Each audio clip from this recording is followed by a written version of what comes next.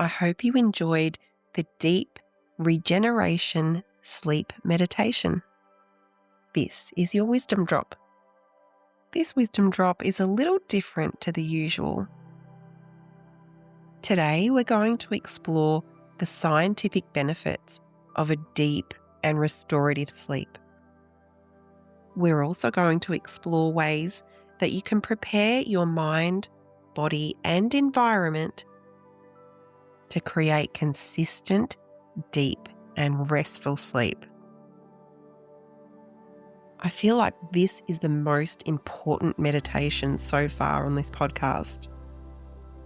And I encourage you to come back to this meditation often. Sleep is so important. Even for someone like myself who's always been an early bird.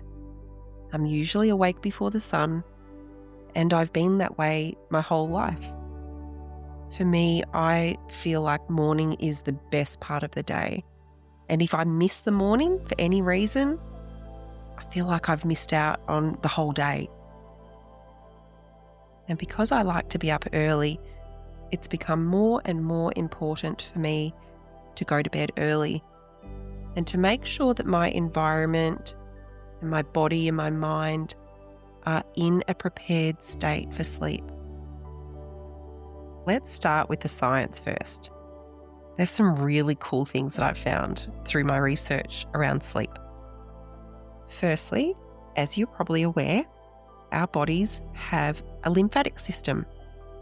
The lymphatic system eliminates waste from the physical body. But did you know that the brain has its own system of waste disposal called the glymphatic system? The location of the glymphatic system is the brain and the spinal cord. It's exclusively within the central nervous system. Its purpose is to clear metabolic waste from the brain using glial cells to move cerebrospinal fluid through the brain tissue, which then merges with the lymphatic system in the neck. It's primarily active during deep sleep, and it was actually only discovered around 2012. Now, science tells us that adequate sleep is somewhere between 7 and 9 hours, and that it's essential for physical and mental health. The benefits of deep restorative sleep are improved memory and brain function, which makes complete sense given what we've just learned. It strengthens our immune system by allowing the body to produce infection-fighting molecules, helping us to fight off germs and recover faster. It lowers the stress hormone cortisol, which enhances our mood and regulates our emotions. So it's much easier to come from a place of response rather than reaction. During sleep, your blood pressure drops. That gives your heart and blood vessels a much-needed break and reduces the risk of heart disease. Consistent quality sleep can also help with other disease prevention, such as type 2 diabetes, because regular sleep helps manage blood sugar levels.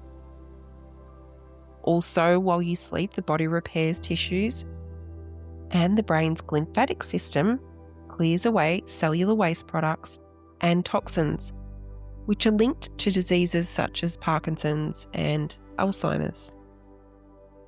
Overall, consistent quality sleep helps our body to repair itself, regenerate the cells, improve our brain's function, and helps us look and feel younger, more vibrant, filled with vital life force energy.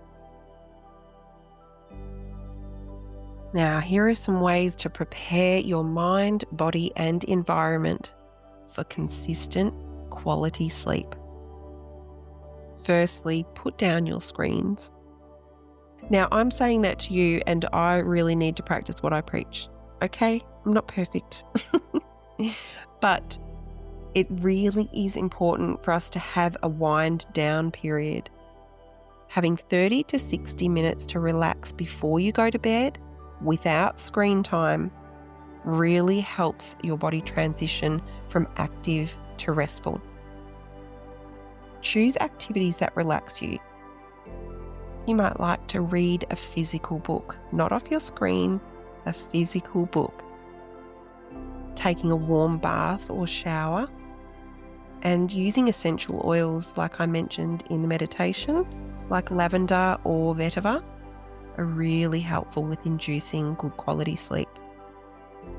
You can also introduce frequency music to your nightly routine. You can go onto YouTube or Spotify and just type in frequency music, and there are so many that will help you with a deep and restful sleep. If you've got a busy mind, or you have anxiety or some concerns about something in particular, anything that keeps your mind busy can be written down. This is where your journal comes in handy.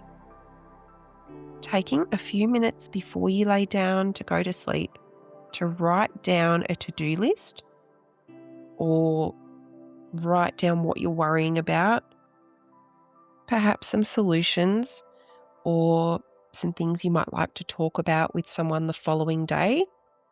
It's really good to write them down so that they're out of your brain. You know they're there, you're not going to forget them, and you can deal with it tomorrow. One practice that really helps me when my mind is super worried or busy is to say to myself when I'm feeling that build-up of anxiety in my body or that build-up of not being able to sleep, I say to myself, can I do anything about it in this moment right now? The answer is usually no, because it's the middle of the night. And then I can just let it go. I can let it go until I wake up, and I know tomorrow I can deal with it. Another practice that really helps me, especially when I have restless legs at night, that means I'm overtired, I haven't had enough sleep the night before, or I've had a really stressful day, is to put your legs up on a wall. So you lay down on the floor, you get your booty as close to the wall as you can, and put your legs up on the wall so they're basically on a right angle to your body. And you lay there for 5 minutes. Just 5 minutes brings so much relaxation to your legs. It's really amazing the benefit that that has. And you can choose to lay there a little longer if you want to. Now let's talk about environment. Taking some time to tidy your room promotes a calm mind. So making sure all of your clothes are put away, your bedroom is clean and organised, you've got fresh sheets, all helps create a calm environment. Lighting is also really important. Red light is considered the best colour for sleep.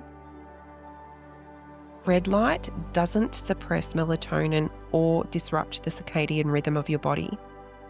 It helps the body wind down. So for best results with lighting, use a dim red, or you can use orange or amber light, which mimic candlelight. Keeping your room dark, cool and quiet is so helpful for quality, consistent sleep. So using blockout curtains or an eye mask is really helpful. It's also helpful to dim the lights in your home about an hour before bedtime to signal to your body that nighttime has arrived. And this is so helpful if you have children too, to give them that wind down time, dimming the lights, and maybe just having a story time or letting them get their feelings out before they go to bed. Creating a routine for your children helps with your routine too. The whole family benefits. Getting your body into a good pattern for sleep. Adjusting daytime and evening habits.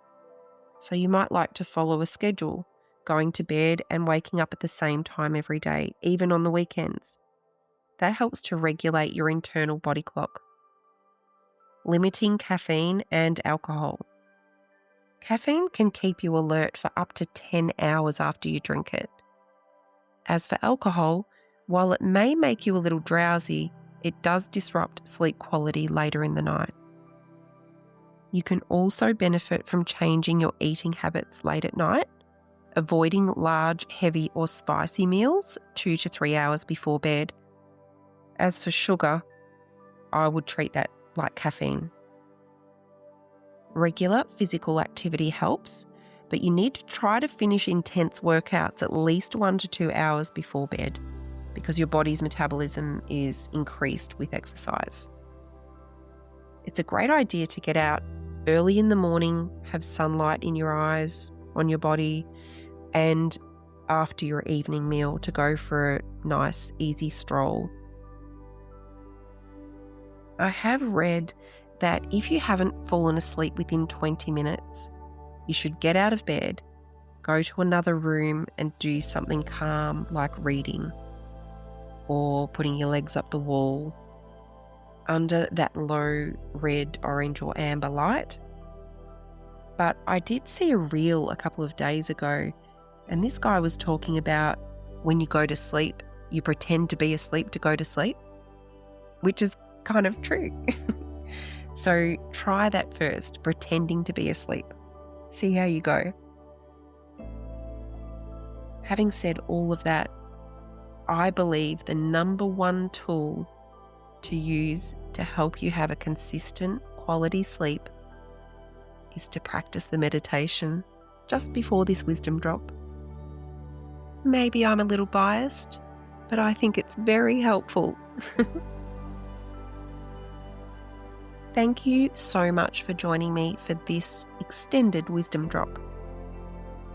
I look forward to spending time with you in the next meditation.